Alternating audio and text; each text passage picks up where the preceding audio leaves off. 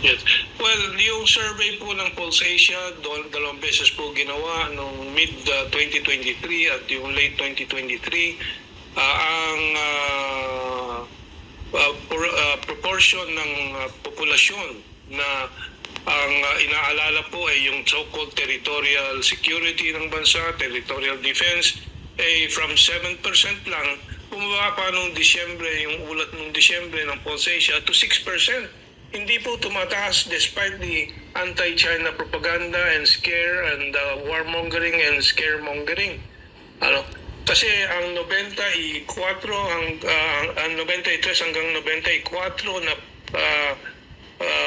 mga Pilipino, porsyento ng mga Pilipino, ang inaalala by order of priority is inflation, livelihood, criminality, corruption. Yun ang mga problema po ng bayan. Talaga pong walang relevance po itong ginagawa ng pamahalaan natin na yan, pupunta to talk about security with Czech Republic, with Germany, and so on and so forth.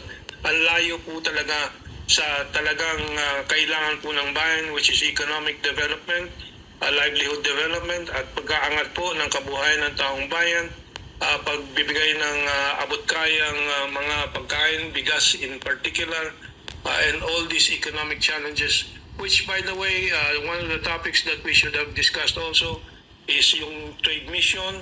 Wala pong dinala ang trade mission ng Estados Unidos, samantalang ang ating relasyon sa ASEAN, that China, Japan at Korea ay nagdala po ng regional comprehensive economic partnership, nag-boost po ng ating export.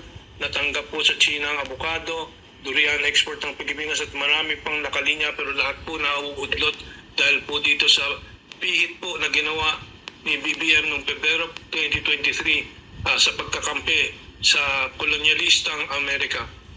Prof.